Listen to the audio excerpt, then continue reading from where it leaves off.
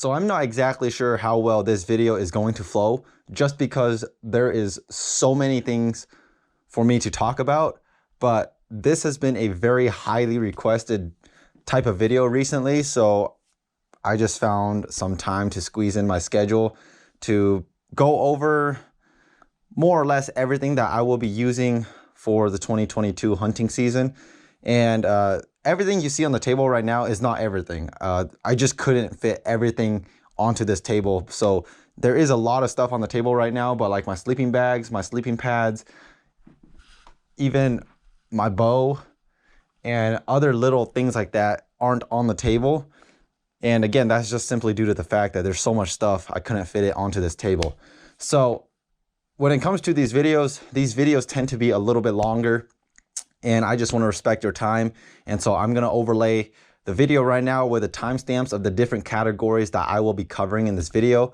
That way, if you're only interested in one topic, you can just skip to that timestamp and not have to watch the whole thing and guess where that topic is in the video. As I mentioned previous, this is a comprehensive gear list. Like, this is showing you everything I will be using for the entire season. If you're packing for a specific hunt, this is not the video to watch, because clearly if you're packing for, like, let's say a high country mule deer hunt, you're not packing a 6.5 Creed with a muzzleloader, a 17 HMR and the bow, right? So I want you to keep that in mind. This is just me showing you everything that I will be using throughout 2022 hunting season. This is not a gear list catered to one specific hunt. So with that being said, we're going to jump into the first topic. The first topic that we will cover is my clothing system. So my fall season starts in August here in Washington, because that's when fall bear season starts. So we're going to start from early season to late season and hopefully explain why I wear certain things. So I think the first thing we're going to talk about is just my top base layers. So I mainly run two base layers. So this first one right here is the Sitka Core Lightweight Crew Long Sleeve. And then the second option is the KUIU Merino 145 Zip Tee. So these two are more or less my only two base layers. If I'm not wearing either one of these, I'm often just wearing a casual cotton t-shirt. But if you're talking about dedicated hunting gear, the Sitka Core Lightweight Crew Long Sleeve and the KUIU Merino 145 Zip Tee. Between the two, if I had to only pick one, it'd be the Sitka Core Lightweight Long Sleeve. You guys see me wearing this a lot in my hunting videos, and that's just because I just love it more than I love the KUIU Merino. There's nothing wrong with the KUIU Merino, but when it comes to clothing, I really do like clothes that breathe. The Merino stuff, it just doesn't breathe as well. So when I'm starting to feel like I'm overheating, when I'm wearing Merino, I just feel like my body is just super sticky and super muggy. With this synthetic base layer, I feel like even when I'm overheating, I don't have that muggy feeling of like all the heat is trapped in between my base layer and my skin. When it comes to my tops, I don't even bother with Merino anymore. I know a lot of people love Merino. And in other parts of my body, like my legs, I will still wear Merino, but just for my tops, I'm pretty much done with Merino. So between the two, if I had to pick one, Sitka Core Lightweight Crew Long Sleeve. So it sounds like I'm bashing the KUIU Merino, but it really is a good base layer. I just prefer the Sitka Core Lightweight Long Sleeve, and it might just be more the fact that I prefer a synthetic base layer for my top more than I do a Merino base layer. And then next, if I'm just needing a little bit more insulation than my base layer, depending on how cold it is, my next step would just be a simple fleece jacket. Like this one's just a jacket made by Onyx Hunt. Nothing fancy about it. It's just a like thin fleece, but it adds more insulation to you to just get that cool off if that base layer is not enough. Now, in the case that that little fleece jacket is not enough, we go back to like some more dedicated hunting clothes. This right here is the Sitka Kelvin Active Jacket. If I'm not mistaken, this has now been discontinued. So if you're lucky, you might be able to find this on a pretty steep discount. This is actually one of my favorite pieces of just hunting clothes that I've owned. And the reason why I love it again is it's really breathable. So if I pair my core lightweight crew with the Sitka Kelvin active jacket, I can hike in this and it'll be a lot longer before I feel like I need to strip off this insulation jacket, just because of how well the core lightweight crew and the Sitka Kelvin active jacket work together in terms of breathability. But even though it breathes really well, it's still an insulated jacket, so there's insulation, so it's still keeping you warm, but at the same time it has the breathability properties that I want in a jacket. So my base layer with this Kelvin active jacket, I'm good down to like 50 degrees. If it gets even colder than 50 degrees, then I will throw this guy on top of my Sitka Kelvin active jacket. And this right here is the KUIU Teton insulated jacket. This is a discontinued jacket, so the new modern replacement for the Teton insulated jacket by KUIU is the Kenai Ultra, if I'm not mistaken. But it's the Kenai series. Again, synthetic insulation, and once again, the reason why I love this jacket, just like the Sitka Kelvin active jacket, is because of its breathability properties. It breathes very well, but it has a little bit more insulation than the Kelvin active jacket, so it is a little bit warmer. So if I pair the Teton insulated jacket with the active jacket and my base layer, I'm good down to like 20 degrees when I'm active. Like if I'm hiking, these three pieces right here, I'm covered. Once I sit down, I might have to throw in more layers, and that's what these guys are for. So this first one right here, this is the KUIU Super Down Ultra. It's not the Pro, it's the Ultra, so it's the less warm jacket between the KUIU down jackets. And this is like my insurance. This thing is so light, I think this is like 8 ounces, and this is the one jacket that never leaves my pack. From August hunts through December hunts, this jacket is always in there. The only time this down jacket is not in my pack is if I'm packing this guy right here, which this guy is a beast. This is the Sitka Kelvin Down Windstopper hoodie. And this thing, when I wear this, it's like wearing a sleeping bag on your glassing knob. This thing is legit. So again, one of these two down jackets is always in my pack at all times. If I'm on August or early season hunts where I know it's just not gonna get cold enough to call for this beast right here, I will pack the KUIU Super Down Ultra, simply for the fact that it's very warm and it's only like 8 ounces. But as soon as we go into like October, rifle mule deer hunts, rifle elk hunts, late season deer hunts like that, I'll swap that KUIU Super Down Ultra and pack in the Sitka Kelvin Down Windstopper hoodie. And then the last thing for my tops is my rain jacket, and this right here is the KUIU Teton rain jacket. Once again, it's discontinued. If I'm not mistaken, the Teton rain jacket is now replaced by the North Ridge rain jacket. This is just like an insurance. I don't really have any other rain jackets besides this one, but this one has served me well. I've owned this for like four or 5 years now, and it's a very lightweight rain jacket. It's not those big, beefy, super durable rain jackets, but that's because for the majority of where I hunt, it doesn't really call for like a super durable rain jacket. So the Teton rain jacket, it's very lightweight, you know, it crumbles like this, and you can pack it down relatively small. And so that right there is everything I need for my top layers from August hunts all the way through December hunts. If I'm wearing that, or if I have those pieces, I'm set. I don't have to worry about anything else. Now that we're done with the tops, we're gonna talk about my bottoms. So when it comes to hunting, there is only one boxer that I wear now, and it is this thing right here. This is the Sitka Core Merino Boxer. I own 2 pairs of these. I plan to get more. They're just legit. I'm sure there's other good merino boxers out there, but so far, this Sitka has not failed me, so there's no reason to change it.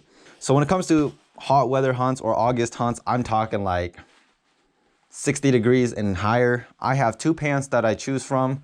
This is the KUIU Tiburon pant. This is KUIU's dedicated hot weather pant. The second one I have is the First Light Guide Light pant, and this is in the Cypher camo.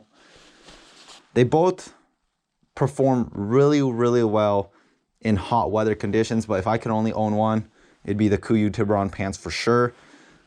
I really like the side zips on the Kuiu Tiburons. The First Light does not have that.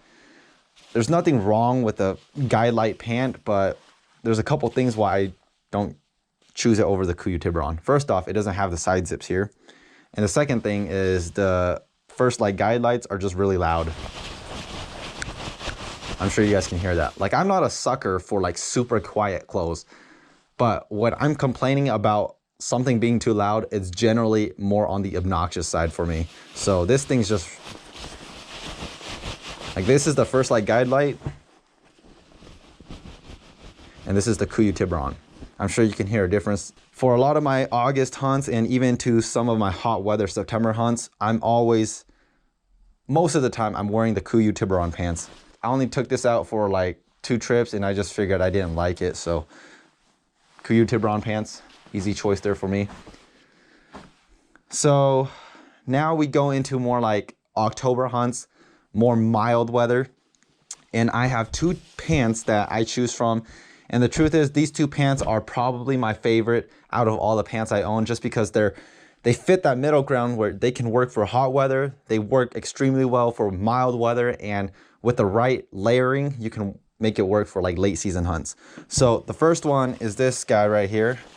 And this is the First Light Corrugate Foundry pant. This thing is just amazing. I love all the features of it. The biggest thing I like about this pant is the side zips right here. So when you're wearing a pant, you can unzip this side on your thigh and just let heat dump out.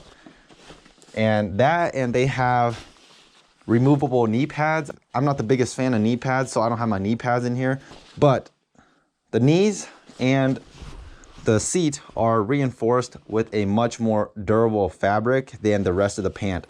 But the one thing I do like about this pant is really, really stretchy. So when you're just going over logs and you're moving around, you don't have anything that's binding you or preventing you from flexing the way you need to flex to move throughout the mountain. So that's one thing I really like about the First Light Foundry, Corrugate Foundry pant. The other thing too is I really like the cargo pocket layout. My issue with a lot of the Kuiu pants is their cargo pocket just feels like such a tight fit that I often struggle to get things in and out of my cargo pocket on the Kuiu pants. But with the First Light, it's just super easy to get in and out of.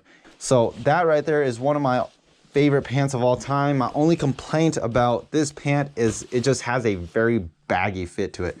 When I'm wearing this pant, sometimes I just feel like I'm swimming inside of this pant. But other than that, the pant is great. If it fit me just a little bit slimmer, I don't know what I could knock on about this pant. But despite having a slightly baggier fit, it is still one of my favorite pants. The direct competitor to the First Light Corrugate Foundry pant is this guy right here. And I recently just bought this pant and it has easily become one of my favorites. This is the Kuiu Kutana pant. And the reason why I really like this pant is I think the fabric weight is just perfect for all around. Kuiu advertises their attack pants, which I have here, which I'll show you in a moment. Kuiu advertises their attack pant as their do-it-all pant, which I understand where they're coming from. But if I'm being honest, I disagree with that statement. Their do-it-all pant, in my opinion, is the Kuiu Kutana pants. It's a nylon pant, and the fabric, it's just a very durable fabric. I haven't had any holes or any snags or any rips, tears, anything like that with the pant. Granted, it's pretty new. But again, in good old Kuiu fashion, you have the side zips here, or the hip vents where you can dump heat on the side of your thighs. And the biggest thing I like about this pant is it has a slimmer fit. I was just complaining about how the First Light Corrugate Foundry pant has a baggy fit to it. The Kuiu Kutana pants, just like a lot of other Kuiu pants, they have a much more articulated fit in your legs. So I feel like when I'm walking in these pants or at Kuiu pants, I just feel like there's no like random swishing or random like fabric just flopping around because it's so baggy. So the First Light Corrugate Foundry pant and the Kuiu Kutana pants, I categorize them as my mid-season pant, but if I'm being honest, They will work both for early season, mid-season, and late season. That's why I put these two in the same category, because if you can only own one pant, or if you ask me if I can only own one pant, it'd be the KUIU Katana or the First Light Corrugate Foundry pant. From there, we move into dedicated late season pants. And again, it just depends on what I'm feeling. I could wear the Katanas or the Corrugate Foundry for late season, but in this case, just to make the video more easily understandable, we're just gonna break it down as mid-season and late season. So for late season, I have 3 pants with me. And so I think I'll start like this. So the first one is the KUIU attack pants. Again, I said that KUIU advertises their attack pants as their do-it-all pant. I disagree with that. The attack pants are very warm. I overheat in the attack pants when it's over 40 degrees, especially if I'm hiking. If you've ever felt the difference between the Katana fabric and the attack pant fabric, there is an obvious difference in thickness, which is why I think the attack pant is more of like a mid to late season pant, more so than the Katana, which I would classify the Katana as an all-around pant. So with that caveat out of the way, the KUIU attack pants, one of my favorite pants of all time, super comfortable. It might be the most comfortable pant I wear just because of whatever they did to the inside of the fabric. It just has a very nice cushion feel to it. And when you wear it against your legs, it's just like, it almost massages you in a way. My only complaint is more so of KUIU's marketing, more so than the product itself. I just don't think the KUIU attack pants are their do-it-all pants. I think it's more of like a late season pant, if I'm being honest. But that is one option for my late season hunts or just colder hunts. The next pant that I will touch on is the Sitka Timberline pant. I am pretty disappointed with this pant. It just did not live up to the hype. When I was doing my research, looking at the Sitka Timberline, everybody was raving about this pant for like the perfect late season pant. And I get where people come from. There's a lot of good things to say about this. It just didn't live up to the hype. The Sitka Timberline pant has removable knee pads. And this like blue gray fabric on the knee is supposed to be waterproof. Same with the seat, but here's the truth. I've sat in snow in this pant, which the seat is supposed to be waterproof, and I've had water seep through. Like it just went straight through the supposed waterproof fabric here, which I'm not very impressed. If you're gonna market it as a waterproof seat, it's gotta be waterproof, which I don't know if I got a bad copy, but from my experience, neither the knees or the seat are waterproof. The other thing is, I think Sitka sizing is off. I wear a 32 in pretty much all my clothes or all my pants. I bought this in a 32 and this fits me like a 34, 35. I'm just not like completely satisfied with the Sitka Timberline pant. But the good things that I do like about it is the fit. It's a lot more articulated fit than the First Light Corrugate Foundry, where I was complaining about being a baggy fit. So the fit isn't bad. The cargo pockets, I actually do like the cargo pockets on the Sitka too. They are much better than the KUIU ones because they're just easy to get in and out of. This Sitka Timberline pant, it's just been sitting in my closet, and the only time I will wear this is if my KUIU attack pants and this pant right here is in the laundry and I just need a pant to run out for a quick hunt. Other than that, if the KUIU attack pants and this pant is available, I probably will never wear the Sitka Timberline pant ever again. So last but not least, this is my final pant for late season, and I recently purchased this. Well, I guess not recently, but I purchased this in the springtime. This right here is the KUIU Talis Hybrid pant. This thing, I like it a lot. My only complaint about it is it's not as fitting in terms of fit. It doesn't have as much of a articulated fit like the KUIU Katana and the KUIU attack pants, but it's okay for the most part. So again, typical KUIU fashion, you have the side vents here, you have 2 rear pockets, you have non-removable knee pads, which I really like these knee pads because they're not as bulky as the Sitka ones and the First Light ones. This is like a hybrid pant. So if I flip this pant inside out, it's a lot easier to show you what I'm talking about. So The reason why it's called a hybrid pant is because it's like part waterproof and part not waterproof. So if I flip this inside out, you can see what I mean. So this right here is the rear seat, and you can see how it has this grid fleece.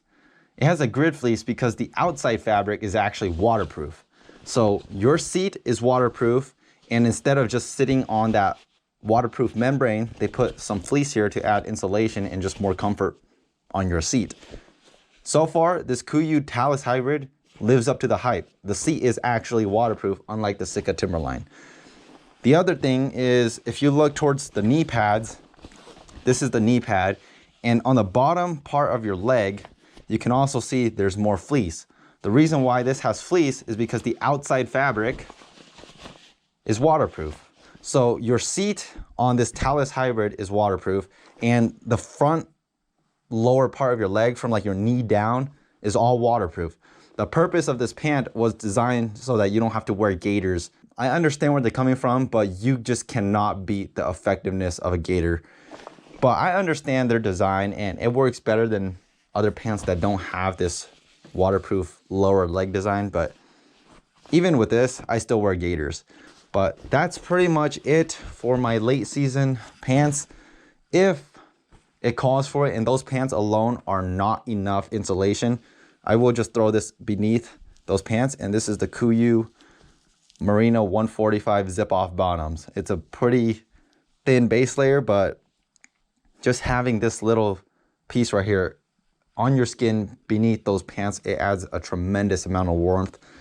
And so that's basically everything I need for the most part for my lower legs. Should I need more insulation on my legs, like let's say I'm glassing, like I'm sitting and I'm glassing, then I will throw this puffy pant on top. And this is the First Light Un Compadre puffy pant. It's just a puffy pant. There's no pockets on it. There's a full length side zipper here so that you could take it on and off without having to remove your boots. And yeah, I just really like it. It's not the lightest, but for what I need right now, this pant has basically conquered everything. So the last thing when it comes to pants is my rain pant. And this right here is the KUIU Yukon rain pant. This is in the Vias camo. And unlike my KUIU Teton rain jacket, this is like KUIU's most durable series of rain jacket and rain pants. So the Yukon series uses a much more durable fabric than my Teton rain jacket. This is overkill for what I need in terms of a rain pant. I often thought about selling this and buying either the KUIU Northridge rain pant or the KUIU Chugach rain pant, but I just never got to it, and so I just stuck with this. Not very often do I wear a rain pant anyway, but yeah, this thing still looks brand new even though I've owned it for like 3 years now. It's got one side pocket here on the cargo. You have a full length side zipper here, just like the puffy pant, where you can take this rain pant off and on without having to remove your boots. And you got a reinforced seat here, reinforced knee pad here, and reinforced cuff down at the bottom here. I guess I missed this with my tops, but this is just my orange hunter vest should the hunt call for it, or if I just feel like I would need to wear one. This is just a Vortex one, and I do have a discount code with Vortex in case you need to buy a hunter orange vest. This one, I really like it. It's a little bit heavier, but these pockets here are actually more accessible and usable than some of the other orange vests I've used, because there's a magnet here that just closes this pocket. And inside of here, there's also some round holders for your rifle bullets. So now we jump into like the accessories. And this is pretty straightforward. So I'll just wear a hat of some kind. If it's rifle season and it requires you to wear more orange, I would just often wear an orange hat of some kind. Like this one's just a Vortex orange one. And then usually if it's rifle season, it means you're hunting in colder weather. This is made by Hunting Made Easy, HME, like $2 or $3, cheap. And next, neck gaiter. If it's really cold and my neck is cold and I just need insulation on my neck, this is the KUIU Peloton 97 fleece neck gaiter. Pretty self-explanatory there. For gloves, these are the Sitka Traverse gloves, and they're one of my favorite gloves for sure. They just have that perfect weight of fabric on there where it's not thin enough where you just get cold in the late season, but it's also not so warm that you can't use it on more early season hunts. But as you can see, my finger is sticking out because they're towards the end of their life, so I gotta go and buy a new pair of Sitka Traverse gloves. But definitely one of my favorites. Socks, there's basically two brands of socks that I wear. So these are the Vortex socks. Vortex makes a lot of them, a lot of good merino socks, but the king is right here. This is Darn Tough socks. You just cannot beat Darn Tough socks. You pay the price, you pay the premium in the price, but they are just that good. There's a lot of different models out there, but the Darn Tough 2010, 2012 Hunter series and the Darn Tough Hunter Micro Crew are like all my favorites. These are actually new ones that I'm just testing out. This is a work sock and this is a hiking sock. So I've been using the Vortex merino socks throughout the years as well. Throughout the, not years, but year as well. And they're not quite there with Darn Tough, but they stand their own ground, especially because you can get the Vortex ones for a lot cheaper. And I actually have a discount code with Vortex, so you can save even more money if you choose to go with the Vortex route. So that's basically it. I wear Darn Tough socks and the Vortex socks. For footwear, I think I'm at the point where I need to upgrade, but I think these boots will last me through the end of this season, hopefully, fingers crossed. If not, then that's not good. But these right here are the Crispy Thor GTX. This is not the second generation. This is just the Thor. This is not the Thor 2. It's gonna be my third season with them, and the truth is I've just beat them. They go with me everywhere, from hunting trips to fishing trips to mountain fishing trips to hiking trips, stuff like that. They go with me, and so they're definitely used. And then last is my gaiters. These are the Stone Glacier SQ2 Alpine gaiters. Great gaiters, but their bottom boot strap down here that goes on the bottom of your boot. Last year during late season when I was hunting in some snow, I noticed that this strap would just like accumulate snow, and every 10 yards you walked, there would be like a snowball just sitting on the bottom of your boot like this. So I would have to stop, stomp my feet, break that snowball to start hiking comfortably again. I would go like 20 yards and there would be a new snowball there, and I would have to stop, stomp my feet, break the snowball, and go on about. I did that for like 2 miles. It got so annoying. But the reason why I'm still gonna test them out is because I really wanna make sure that that's not something that just comes with a new gaiter. Like, I just wonder if like breaking this boot strap down here down and like just wearing it over time will prevent that from happening in the future. That's why I'm still gonna rock these. I also have the Peaks gaiters, and just right off the bat, if you're comparing the Peaks Storm Castle gaiters with the Stone Glacier gaiters, I just go Peaks because they are a phenomenal pair of gaiters. I have one, I just don't have it with me right now. That right there is pretty much my clothing system. I basically walked you guys through from early season hunts all the way through late season hunts, and that'll cover everything I need. So now we've got all of my weapons in front of me. My rifles, my muzzleloader, my bow, my shotgun, and my handgun. And so this will cover everything that I hunt, from grouse, turkey, small game like squirrels and rabbits, all the way up to elk and moose if I ever get lucky enough to draw a moose tag. But I guess the one thing I will start first, because this is the one thing that's always with me no matter my hunt, and it is this thing right here. This is my handgun.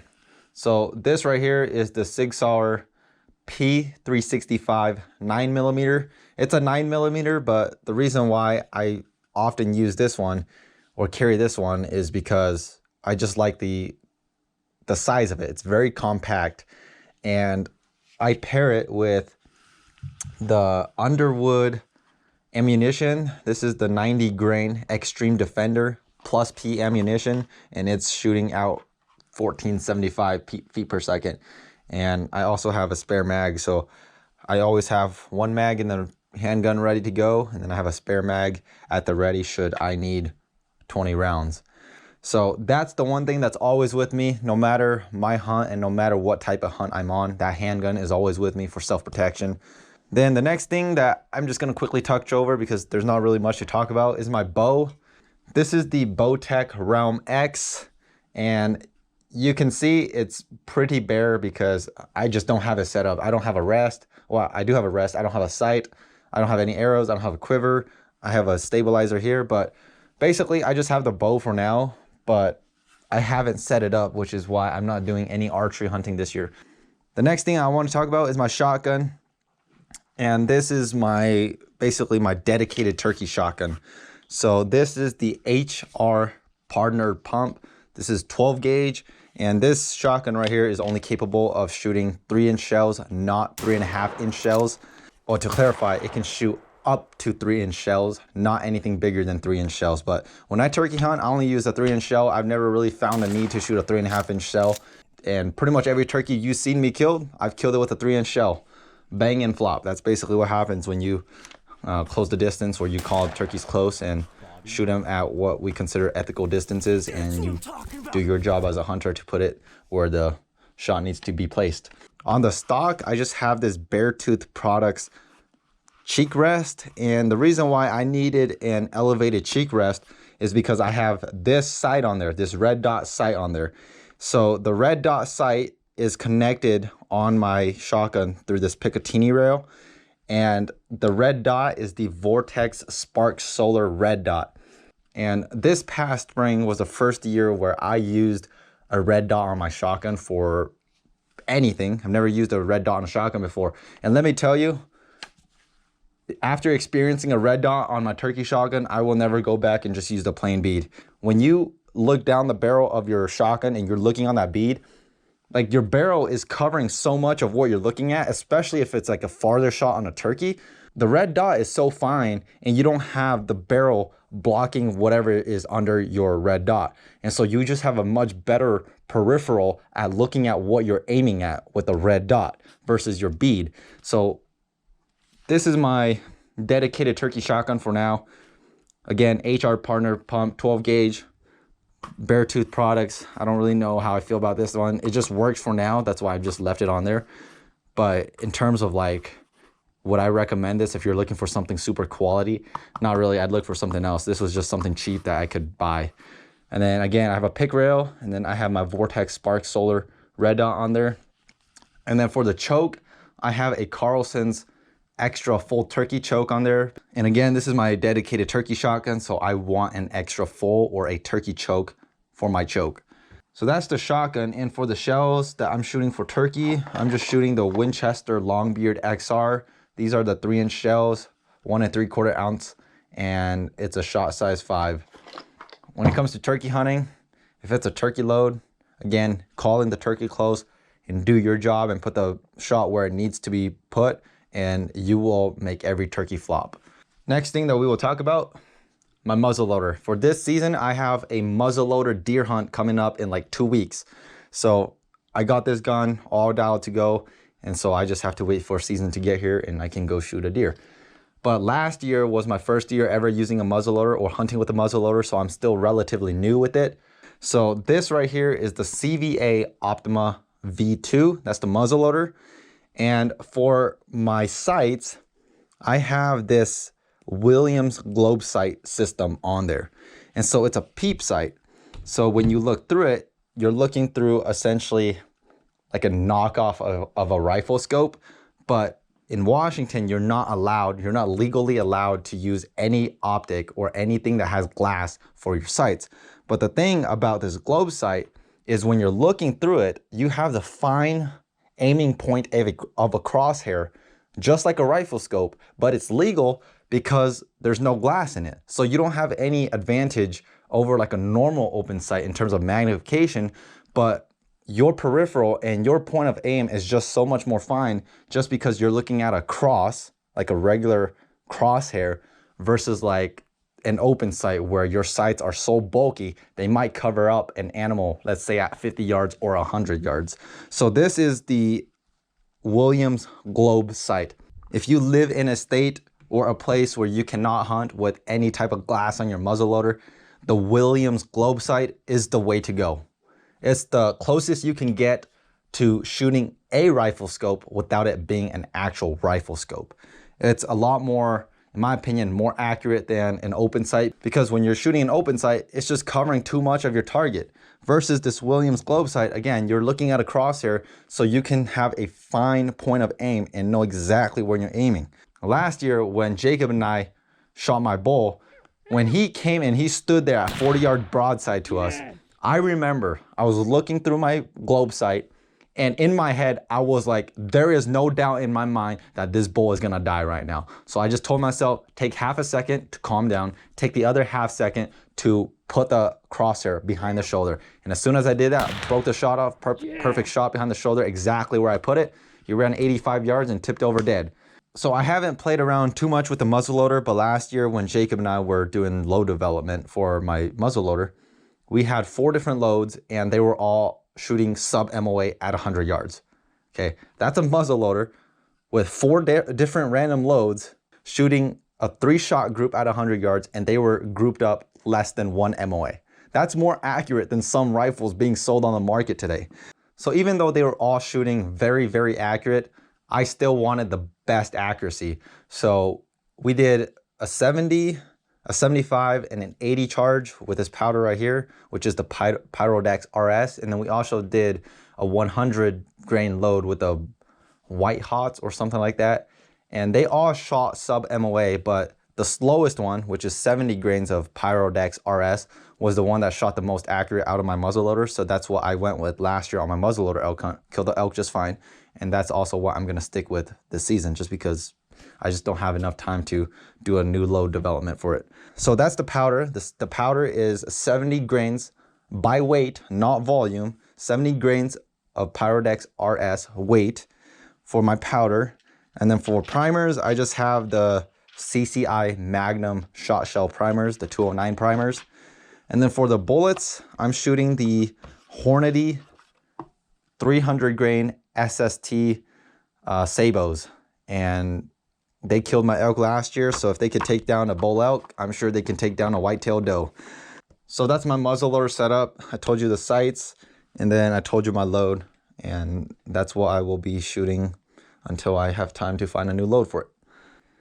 Next is my 17 HMR. This is my small game grouse and squirrel setup. This rifle right here is the Savage B17 chambered in 17 HMR. I just have the Vortex Diamondback 4-12 by 40 rifle scope on there. Pretty straightforward, nothing fancy about it. And with my scopes, I always have these Butler Creek caps on there just to protect the glass. And one thing I do with all of my rifle scopes with these caps is I take a roll or a band of electrical tape. The reason why I do this is because these caps, you just slide it over your scope, and when you just slide it over, there's nothing really securing the cap onto your scope. So when you're walking around in the woods, they can just pop off and you lose them. So I wrap this band of electrical tape around it for 1, security, and 2, when you don't do this with the electrical tape, because again, you're just sliding the cap onto there, there's a little gap between the scope and the cap where just a bunch of dust and debris can get into, and it's just a mess. So when you have this band of electrical tape, it prevents water, dust from getting in between the cap and your scope. And again, it just holds the caps onto there, so you don't have to worry about your cap just eventually falling off when you're hiking around in the mountains. So that's my 17 HMR. This year, I switched on my ammo when I went down to Oregon for squirrel hunting, and I'm shooting the Winchester Super X. This is the jacketed hollow point. Absolutely disappointed with this ammo. I've never had so much issues with bullets or ammo before until I shot this thing. This thing, I've had it misfire on me a handful of times, and I've also had the issue where I shoot it and it doesn't misfire, but I can't eject the shell out because it expands and then it just gets stuck in the chamber. And so I've had to like take like a little screwdriver and like pry out the shell. So I won't be shooting this Winchester Super X jacketed hollow point for the rest of my life. I don't recommend it. Next, we will talk about my 2 big game hunting rifles. I have 2 right now. I actually have a third one. Third big game hunting rifle on its way right now, but it has not arrived yet, so I can't talk about it just yet. So I have two rifles. This right here is a 6.5 Creed, the one on the bipod on the table. The one I'm holding right here is a 30-06. This is my first ever rifle that I bought. This is a Browning X-Bolt. This is the problem with Brownings. Their model names are just obnoxious. So I think this particular model, which is discontinued, is called the Browning X-Bolt Carbon Fiber Stainless Stalker. I believe that's the name. Or it might be flipped. It might be the Browning X-Bolt Stainless Stalker Carbon Fiber or something like that. Took my first bear with it, took a white-tailed buck with it, took my first bull elk with it, and missed like 3 bears with it. So I've also took a mule deer buck with it in 2016. So I've shot a handful of things with it. I have a Picatinny rail on here, and this is the Tally Picatinny rail. I have this bubble level version where there's a bubble level on the Picatinny rail. And then for the rings, I have the Vortex precision matched rings. These are the medium ones, but the truth is I should have gone with the low version because this scope sits a little higher than I like. And then for the scope, I have the Vortex Viper PST Gen 2 5-25 by 50 first focal plane rifle scope on here. This scope is really heavy. It's more designed for like precision shooting, but I just wanted to test it out. Just wanted to test out the first focal plane version, and haven't killed anything with it yet. Missed 2 bears with this setup right here, and I gotta redeem myself sometime. But anyway, I got a bubble level on here. This is the Vortex like low pro bubble level or something. This year I've been playing around with a new bipod, like the one I have attached on my 6.5 Creed right now. This bipod is the Atlas BT10 bipod. And the thing with the Atlas bipods is they don't attach to your normal sling stud on your rifle. They actually attach by a Picatinny rail. And so I had to buy a Picatinny rail mount for both my 30-06 and my 6.5 Creed. That's why I have this AccuTac Picatinny rail attachment on here. This is not the most perfect Picatinny rail attachment because it can slide around.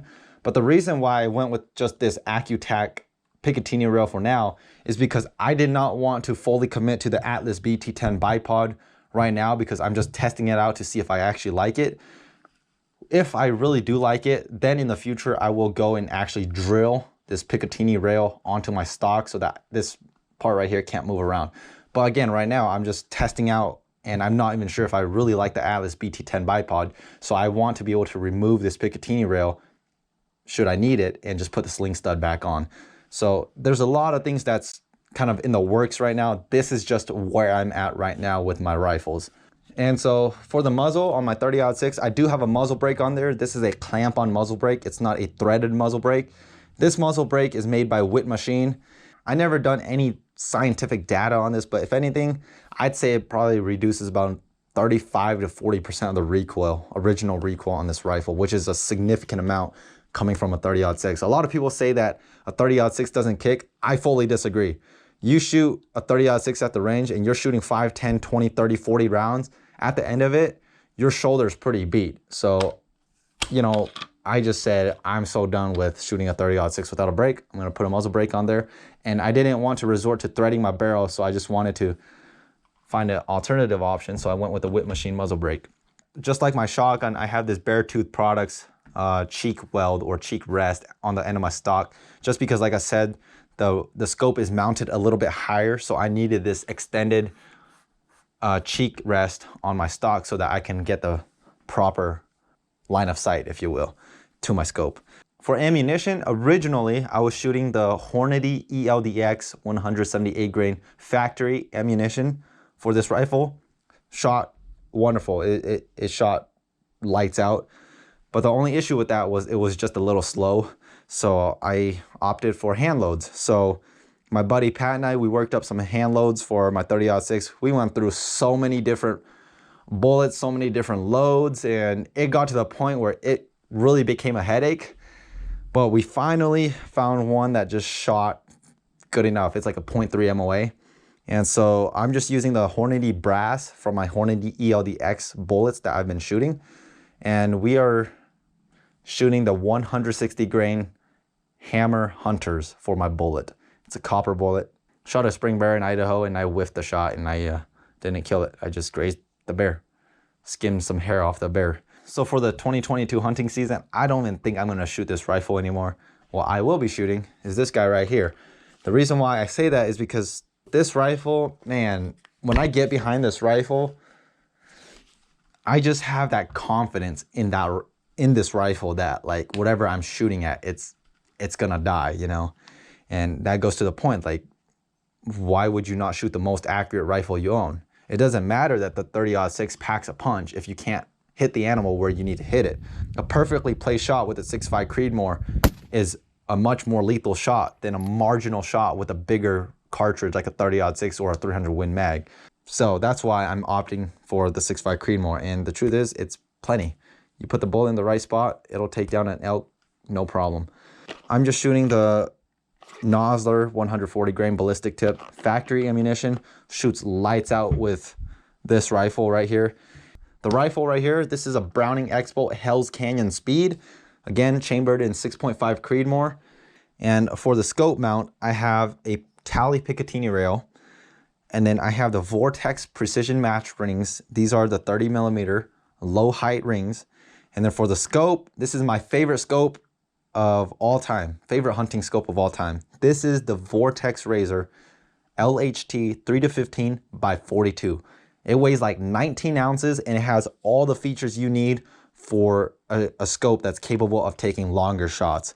So this combo right here is pretty much how I've always had it set up from the start. I've never had a different scope on here and I've never put the scope on a different rifle. So everything that I've killed has been off of this setup right here.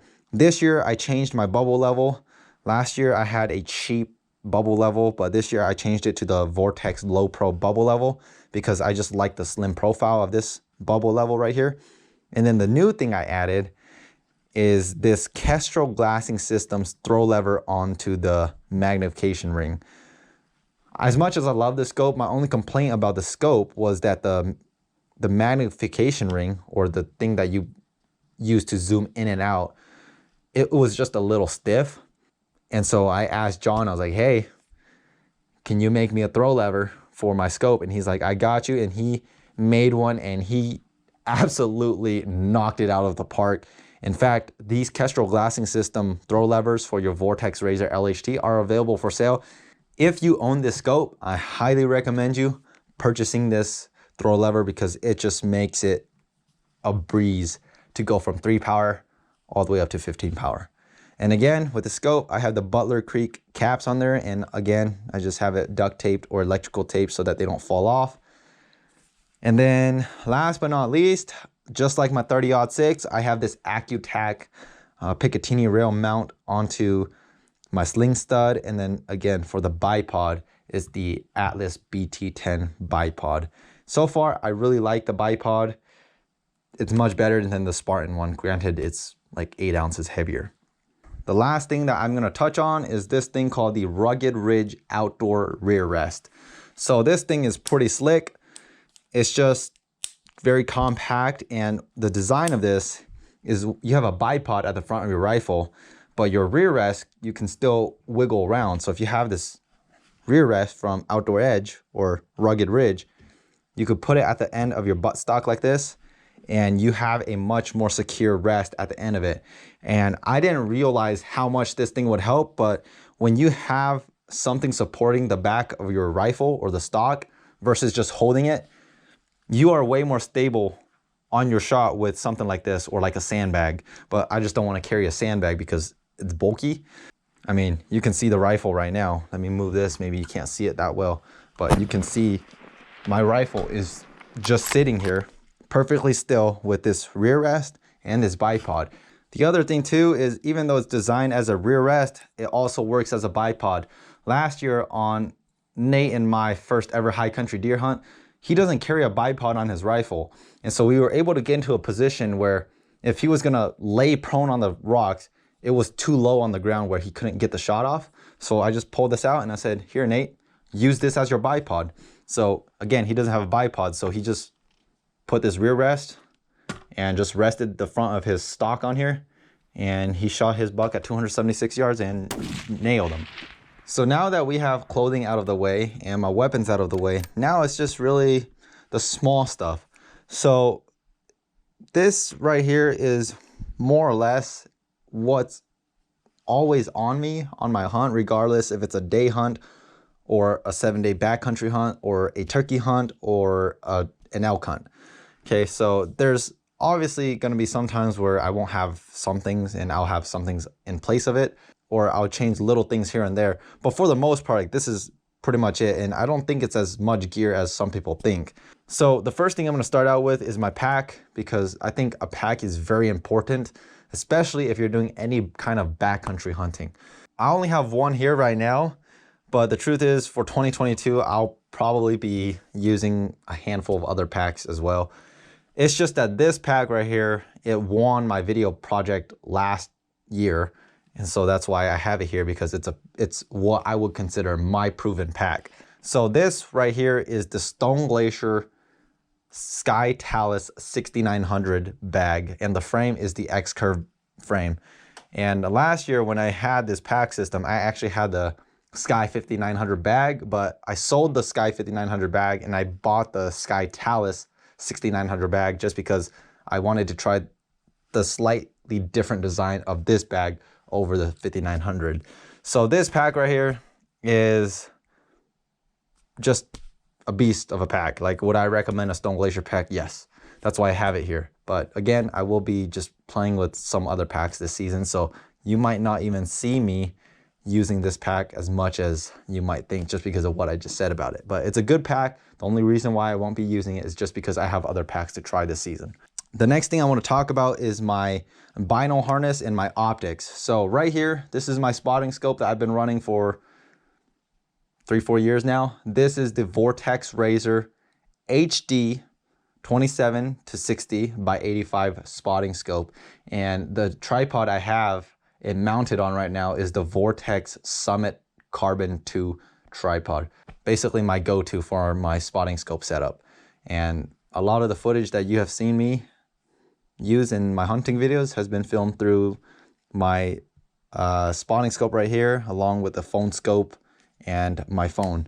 Now we jump into binoculars. I have 2 sets of binoculars with me, but my go-to, and this is like my hands down favorite binocular, my do-it-all binocular, this is the Vortex Razor UHD 10 by 50 binoculars.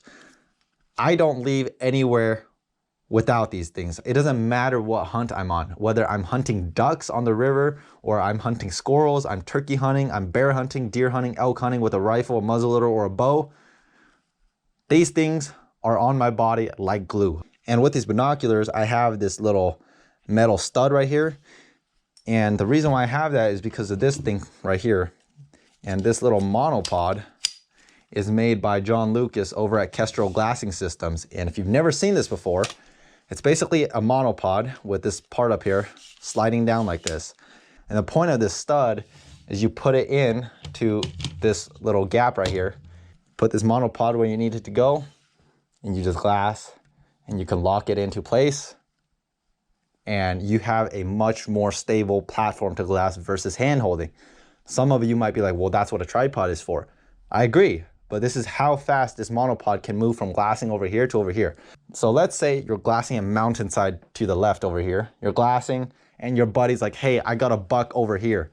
So all you do, bring it over, glass that mountainside.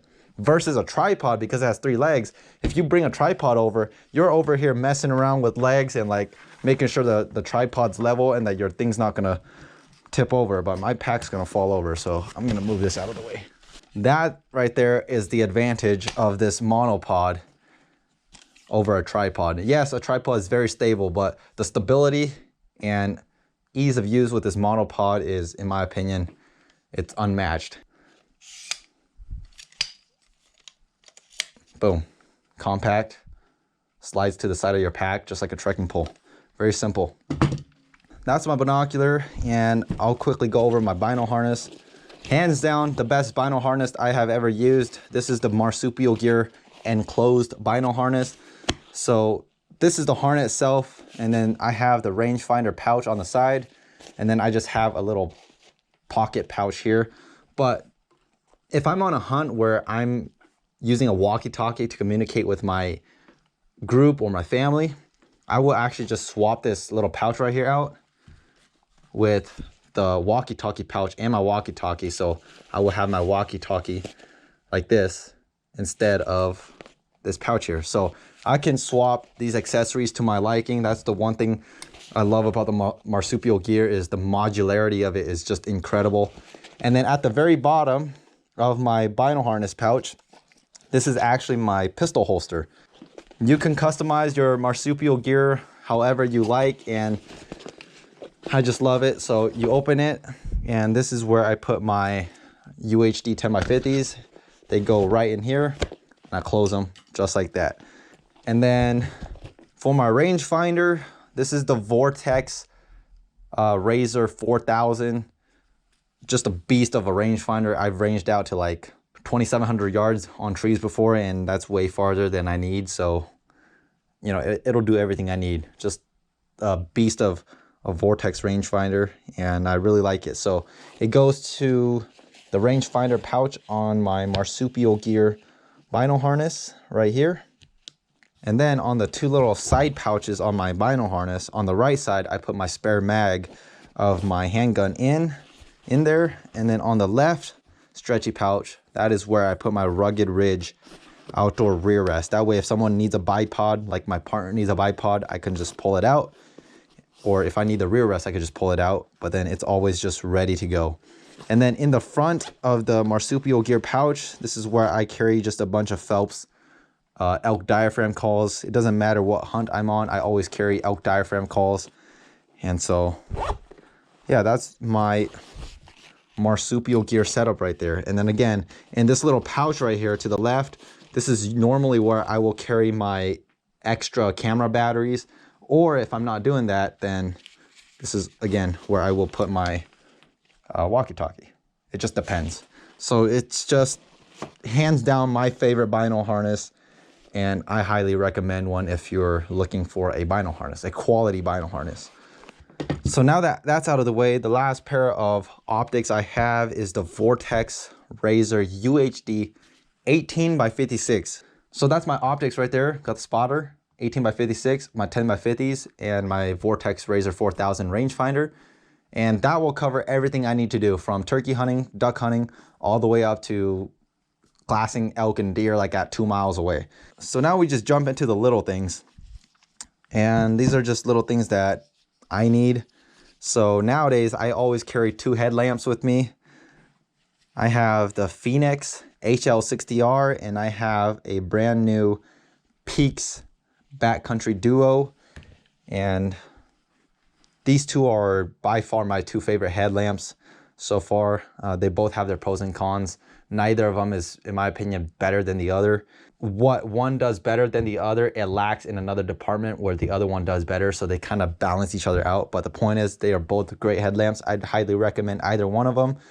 Other little things, I always just carry an Allen wrench with me. You just never know when you're going to need it. My satellite phone, Garmin InReach. This is pretty self-explanatory. Wet wipes. This little thing right here is just a Kuiu ammo holder pouch. This is just where I store extra ammo for my rifle. And then next, this is a knife. This is the Benchmade tagged out knife. Super light. And this is like my pocket knife. When I'm just walking around, I will just have it clipped to my pant. The other thing that I carry with me pretty much all the time now is my water filter. This is the Sawyer Squeeze water filtration system. And especially during hot weather hunts like August, September hunts, where you most likely drink a lot more water than you do in November, like this never leaves my pack. The other thing is just a rain fly for my pack. This is the Mystery Ranch rain fly. It just goes and wraps over your pack so your pack doesn't get wet from rain. It's not my favorite, but it just works. I prefer the Stone Glacier rain cover or the Kuiu rain cover, but this is just what I have, so that's what I'm using. The other thing, my first aid kit. Again, this is just things that I need. I have gauze, band-aids, Neosporin, Benadryl, Claritin D, Advil, my emergency blanket, extra lighter, lip balm and the water aqua tablets that helps purify water for you, and just other little things that I need. I'm not a medical expert, so I'm not the person, or I'm not the source for you to come ask what you should pack in your first aid kit. The biggest thing is you should know yourself, and you should know your party around you, and you should be able to pack your first aid kit according to you and your buddy's needs, not because this guy on YouTube told you what to pack. The next thing is my kill kit. So my kill kit is in this marsupial orange pouch. I like the orange because nothing else in my pack is orange except for this thing and my first aid kit. And when you have orange in the middle of all your camo clothes and stuff like that, it's really easy to just go and pull it out. So this is the size large, and I just have my licenses, my electrical tape, and flagging tape in here. I also carry this work sharpener, and I just have some contractor bags so that if we need to lay meat on the ground, we can just open this contractor bag and lay meat on the plastic instead of laying it on dirt. And then I just have various game bags depending on how big an animal is or what I'm doing. Game bags and game bag sizes will vary on that. This is the Black Ovis game bag, and these are the Kuiu debone game bags. It just depends. I do carry some gloves. And then the one thing that I always make sure now is I always have 2 knives. So this Benchmade tagged out pocket knife is on my pocket, and should it fall out when I'm hiking without me noticing and I lose it, this knife right here is always in my kill kit, and this is the Benchmade Raghorn knife. This is just a solid blade, comes with a sheath, and it's razor sharp. And this knife right here we actually just used to cut up Nate's spike bull elk, and it's been flawless. So I always have 2 knives with me. So there's 2 things that I'll always carry as a pair. So now I always carry 2 headlamps, and now I'll always make sure I have 2 knives. People see me carrying my rifle under my armpit and I'm hands-free, and the reason I'm able to do that is because of this guy right here. This is the Kifaru Universal Gun Bearer. So this bottom piece goes to your hip belt of your pack, and you put the butt of your rifle down here, and then on your shoulder strap of your pack there's another piece on top where you wrap it around your rifle and then you clip it in. And so that's what allows you to secure your rifle under your armpit like that. So if you're interested, that's the Kifaru Universal Gun Bearer.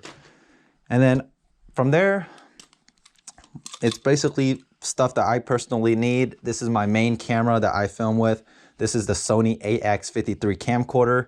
I recently just picked up a mirrorless camera. This is the Sony A7 II camera body with the 24-105G lens. And that's my new photography camera. And then I also just have 2 GoPros. I'm wearing one GoPro right now because I'm using the audio from this GoPro so that you guys don't have a bunch of echoing in the audio. And then, yeah, just a GoPro case here and spare SD cards. So before we get out of this topic of the little gadget stuff, people always ask me about how I carry my GoPro. They see my GoPro on the shoulder strap of my harness, and this right here is the Peak Design camera clip. So you just secure it to the strap of your pack like this, and you attach that little clip onto your camera or your GoPro case, and all you do is you just slide it in, and you have a GoPro there. And if you want to take it out, just pop it back out. I forgot about this. This is my ear protection. People always see me wearing it around my neck like this, and this is the Howard Light hearing band or ear band or something like that. So the reason why I like it is because you can put it around your neck, and when you need it, just simply throw it in and your ears are protected. So Howard Light. To close out this video, I'm going to talk about my sleep system, and not so much about the tent, because when it comes to shelters, I haven't narrowed down to what I want yet. And tents and shelters is a rabbit hole of its own, which I don't want to talk about in this video because this video is just way too long in it of itself. So I'm just going to talk about my sleeping bags, my sleeping pads, and my pillows and little things like that. So the first thing I'm going to talk about is my ground tarp. I don't really know if this is a ground tarp. This is like a Tyvek of some sort, and this is the one that's made by Seek Outside. If I can open this. So the point of this is you put this on the ground so that your sleeping pad doesn't get dirty and there's no sticks that can poke through your sleeping pad. So this adds an extra layer of protection to your sleeping pad and your sleeping bags. And because this is like oversized, it's also good for just laying out your gear. Like let's say if you're drying out your gear in the morning when you're glassing, you can lay this out, put gear on it, dry it out, or if you want to, you could just sit on it. So this is the Seek Outside ground tarp or whatever they call it. For my sleeping pad, I've used a couple in the past, but this is hands down my favorite. This is the Thermarest Neo Air X-Therm, and this is the X-Therm Max. The normal X-Therm, it's more shaped like a mummy, but the X-Therm Max, which is what I have here, instead of having that mummy shaped, this is just a rectangular shape. And I just prefer the rectangular shape because you just have a little bit more wiggle room when you're tossing and turning over at night. So that's my sleeping pad right there, the Neo Air X-Therm by Thermarest. And then you might be like, what the heck is this Stone Glacier lid doing here? But when it comes to sleeping, to save weight and space on a pillow, what I do is I just remove the lid of my pack and I just use it as my pillow. So in here, I just have one of my insulated jackets from earlier, throw it in there, and it's my sleeping pillow.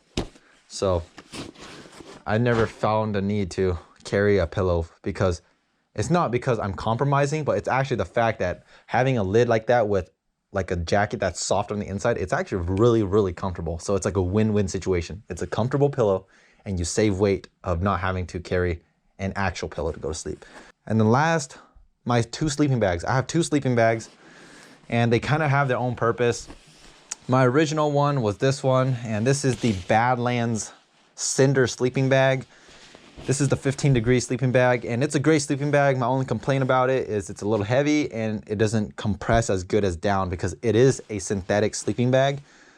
But since I have two now, this is like my backup sleeping bag. Like if I have a partner who wants to go backcountry hunting with me or just car camping in general, and they don't have a sleeping bag, I'll just give them this because this thing's really warm. It's just a little heavy, but it's far from like super, super heavy. It's like 3.5 pounds if I'm not mistaken. I don't really know the specs. It's been a long time since I've done research on this thing, but this was my original one. But again, the main reason why I bought a new one was because this thing was just a little heavier and it couldn't compress as small as I'd like to. So what I bought is the Hike and Bike Aeolus 15 down sleeping bag. So this is like my backcountry sleeping bag because it's down, it compresses much better than the Badlands one, and it has about the same warmth as the Badlands. I would say the Badlands is slightly warmer, but I think that's due to the fact that the Badlands has insulation all over the sleeping bag. The Hike and Bike sleeping bag, they don't have or have very little insulation on the back. And I'm a side sleeper, so when I turn and sleep on my side, because there's hardly any insulation on the back side, my back gets very cold. So when I toss and turn in the sleeping bag, I have to turn inside my sleeping bag without actually changing the position of the sleeping bag. That way, the bottom of the sleeping bag doesn't get exposed to cold air. So neither one of them are perfect. I'm planning to buy a new sleeping bag. The goal right now is to eventually get the Stone Glacier Chilkoot sleeping bag. I think that's one of the best sleeping bags in the market right now. But for now, I'm just making do with what I have. So yeah, this is like my car camping or tent camping sleeping bag. And then my backcountry sleeping bag is this Hike and Bike down jacket right now. So I'm gonna remove all this out of the way because I am out of ideas of what I need to run, because I think I pretty much covered everything that I will be using for the most part this season. I might have missed some little gadgets here and there, but that right there is the bulk of my 2022 hunting gear. And so I hope it helps. If you still have questions, leave a comment and I'll try to get to it. Hunting season is getting pretty busy here, so I can hardly read your guys' comments, even though I'd love to, but hopefully that helps. Thanks for watching, and I'll see you guys when I'm on the mountain.